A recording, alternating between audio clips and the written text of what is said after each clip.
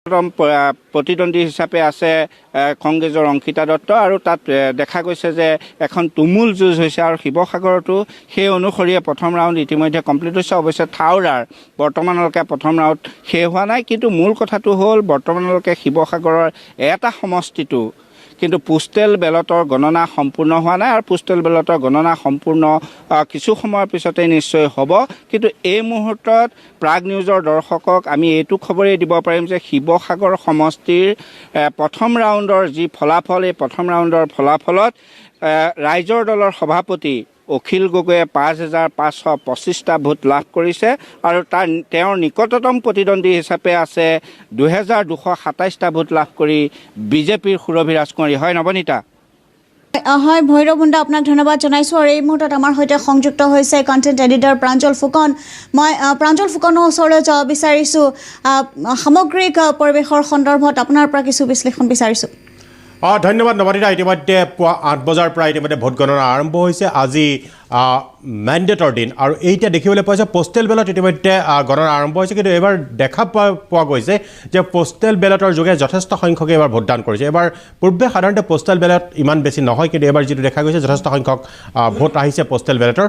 ইতিমধ্যে কোনো কেন্দ্ৰত হয়তো শিৱসাগৰত কিছু সময়ৰ আগতে আমি দেখুৱালোৱেই যে শিৱসাগৰত কিন্তু পোষ্টেল বেলট নহয়, ইভিএমেই ইতিমধ্যে গণনা আৰম্ভ হৈছে।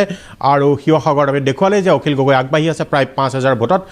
কিন্তু সামগ্ৰিকভাৱে আৰু ২-৩ ঘণ্টাৰ পিছতে দৃশ্যপট কিছু স্পষ্ট হ'বলৈ আৰম্ভ কৰিব, কাৰণ ইভিএম প্ৰথম ৰাউণ্ড দ্বিতীয় ৰাউণ্ড এনেকৈ গণনা চলি আছে।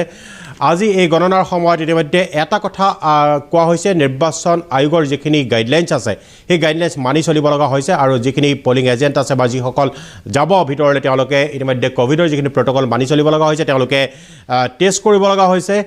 আৰু এটা কথা যে এইবাৰ কোনোবা বিজয়ী হ'লেও বিজয়ীজনে নিজৰ যিখন প্ৰমাণপত্ৰ ল'বলৈ যাব, বিজয়ৰ প্ৰমাণপত্ৰ, সেইখনত লগত মাত্ৰ 2জনক লগত লৈ যাব পাৰিব, কোনো বিজয় ৰেলী উলিয়াব নোৱাৰিব। এনেকুৱা কিছুমান গাইডলাইনছ এবাৰ দিয়া হৈছে।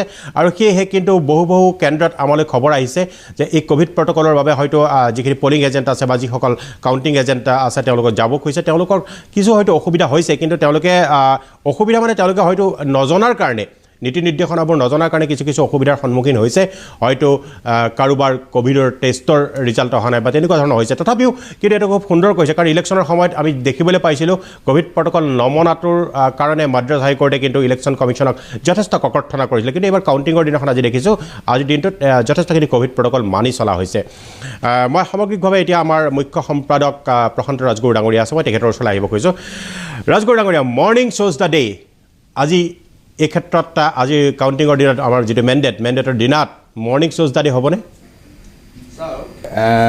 এতিয়ালৈকে যেতিয়া পলৰ কথাত আহে তেতিয়া কিন্তু ৰাতিপুৱা দুপৰীয়া আৰু আবেলিৰ কথা নাই। আৰু ষ্টক এক্সচেঞ্জৰ, বম্বে ষ্টক এক্সচেঞ্জৰ চেনচেক্স আৰু নিফটিৰ ক্ষেত্ৰত ইয়াত ৰাতিপুৱা দুপৰীয়া গধূলিৰ কথা নাই। এতিয়ালৈকে যিটো দেখা গৈছে আৰু এক্সিট পলত যিটো আছিল সেইটো এতিয়া এক্সিট পলটোৱে প্ৰতিফলিত কৰিছে। কিন্তু ইয়াত কিন্তু শিৱসাগৰ সমষ্টিৰ বাহিৰে বাকীবোৰত কিন্তু ইভিএম খোলা নাই, মই যিটো এতিয়া উমান পাইছোঁ। আৰু সেই হিচাপত শিৱসাগৰত অখিল গগৈয়ে যিটো লিড মাৰ্জিন সেইটো হৈছে বাকীবিলাকতকৈ তেওঁ বহুত বেছি সংখ্যক ভোটত আগবাঢ়ি আছে ইভিএম খোলাৰ পিছত। গতিকে এতিয়া দেখা যাওক ইভিএম খোলক আৰু তেতিয়া তাৰ লাহে লাহে স্পষ্ট প্ৰতিচ্ছবিখন পাম। আমি আশা ৰাখিছোঁ দুপৰীয়া 1-2 বজাৰ ভিতৰত আমি স্পষ্ট প্ৰতিচ্ছবিখন পাম।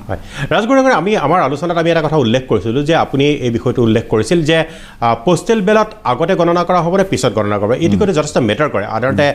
সাধাৰণ ৰাইজে হয়তো এইটো কথা ভাবিব যে কিহৰ বাবে আগত গণনা কৰা পিছত গণনা কৰা একেই, কিন্তু এটা মেটাৰ কৰে। আপুনি বিষয়টো উত্থাপন কৰিছিল।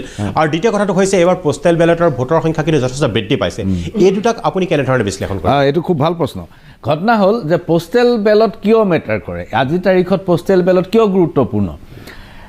হাৰিয়ানা আৰু বিহাৰত যেতিয়া কাউণ্টিং হৈছিল তেতিয়া তাত এটা অভিযোগ আহিছিল, আমাৰ পৰম্পৰাগতভাৱে বেলট থকা দিনতো আমাৰ পৰম্পৰাগতভাৱে পোষ্টেল বেলট আগত কাউণ্ট কৰা হয়, কাৰণ বেলট বক্সবোৰ আনি ষ্ট্ৰং ৰুমৰ পৰা উলিয়াই তাৰপিছত সেইখিনি খুলিব লাগিব, খুলি বেলট শ্বৰ্টিং কৰিব লাগিব, তাৰ পিছতহে কাউণ্টিং আৰম্ভ হ'ব।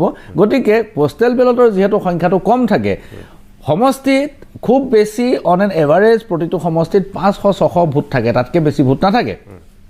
কিন্তু হাৰিয়ানা, বিহাৰ হিমাচল প্ৰদেশ পাঞ্জাব এই ৰাজ্যবিলাকত পোষ্টেল বেলত এটা গুৰুত্বপূৰ্ণ কথা কিহৰ কাৰণে যে তাত ছাৰ্ভিচত থকা মানুহ অৰ্থাৎ সেনাবাহিনী আৰু অৰ্ধসামৰিক বাহিনী CRPF এইবিলাকত থকা মানুহৰ সংখ্যা বহুত বেছি গতিকে তেওঁলোকে পোষ্টেল বেলটত ভোট দিয়ে এতিয়া বিহাৰ আৰু হাৰিয়ানা নিৰ্বাচনত এটা অভিযোগ আহিছিল হাৰিয়ানাৰটো মই ভালকৈ জানো এনেকুৱা এটা ঘটনা ঘটিল যে EVM কাউণ্ট কৰি থাকোঁতে তেতিয়ালৈকে পোষ্টেল বেলত আগতে কাউণ্ট কৰা হোৱা নাছিল তেওঁলোকে পোষ্টেল বেলত কাউণ্ট কৰিবলৈ ৰাখিছিল EVM কাউণ্ট কৰাৰ পিছত EVM কাউণ্ট কৰাৰ সময়তে কি কৰিলে যিসকল নিৰ্বাচনী বিষয়া তেওঁলোকে বুদ্ধি কৰি কিবা কিবি কৰি বিজেপিৰ লগত এটা সমিল মিল হৈ কাউণ্টিংটো অলপ পলম কৰি দিলে এই পলম কৰি দিয়া দীঘলীয়া প্ৰক্ৰিয়াটোত বহু সংখ্যক পোষ্টেল বেলত তেওঁলোকে সংগ্ৰহ কৰিলে য'ৰ ত'ৰ পৰা পোষ্টেল বেলটবিলাক আনিবলৈ আৰম্ভ কৰিলে এই কথাটো যিসকল নিৰ্বাচনৰ ভিতৰত জড়িত থকা মানুহ তেওঁলোকে ভালকৈ জানে তাৰপিছত যেতিয়া খবৰ ওলাল যেতিয়া মানে ফলাফল ওলাল ফলাফলত বহু সংখ্যক আসনত পোষ্টেল বেলটত জয়ী হোৱাৰ সংখ্যা বহুত বাঢ়ি গ'ল 2 নম্বৰ বিহাৰত হ'ল কি একেটা ঘটনাই ঘটিল বিহাৰত কাউণ্টিংটো দিলে হোৱা নাই কাউণ্টিং ঠিকমতে হ'ল পোষ্টেল বেলত EVMৰ পিছত মুকলি কৰা হ'ল কাউণ্টিং কৰা হ'ল তেতিয়া কি কৰিলে যে কিছুমান বেলত ধৰি লওক এতিয়া নিৰ্বাচন বিষয়াৰ সেইটো খেয়াল খুচিমতে কিছুমান বেলত বাতিল কৰিলে বিৰোধী পক্ষৰ অভিযোগ যে যিবোৰ আচলতে সৰহ সংখ্যক পোষ্টেল